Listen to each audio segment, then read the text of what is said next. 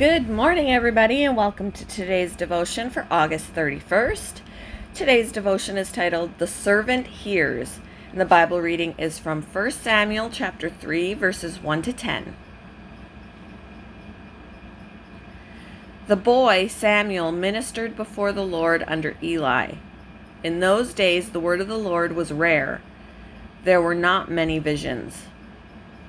One night, Eli, whose eyes were becoming so weak that he could barely see, was lying down in his usual place.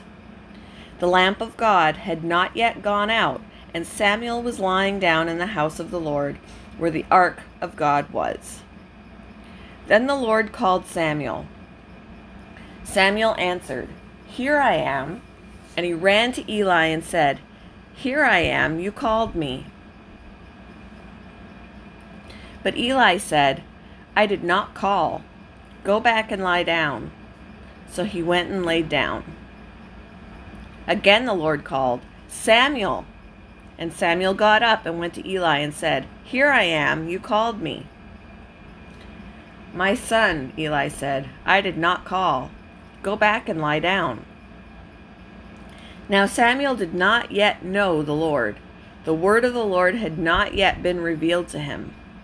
A third time the Lord called, "Samuel." And Samuel got up and went to Eli and said, "Here I am, you called me." Then Eli realized that the Lord was calling the boy. So Eli told Samuel, "Go and lie down, and if he calls you, say, 'Speak, Lord, for your servant is listening.'" So Samuel went and lay down in his place. The Lord came and stood there, calling as at the other times, "Samuel, Samuel." Then Samuel said, "Speak, for your servant is listening."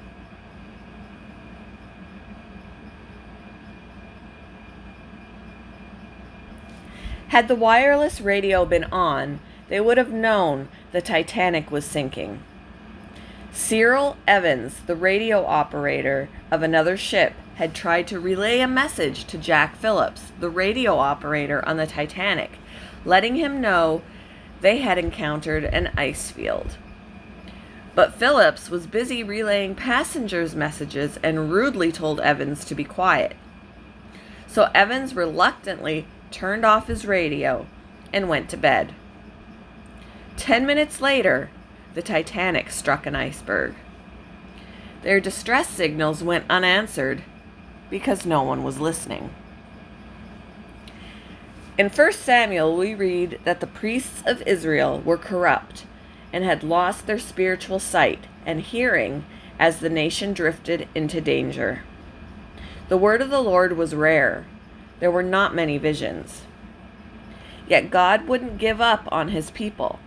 He began to speak to a young boy named Samuel, who was being raised in the priest's household. Samuel's name means "the Lord hears," a memorial to God's answering his mother's prayer. But Samuel would need to learn how to hear God.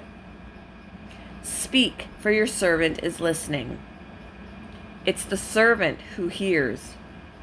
May we also choose to listen to and obey what God has revealed in the Scriptures. Let's submit our lives to Him and take the posture of humble servants, those who have their radios turned on. Why is it vital for you to obey what God has revealed in Scripture? And how can you stay tuned in to His voice? Thank you for joining me for today's devotion, and I hope you all have a wonderful day.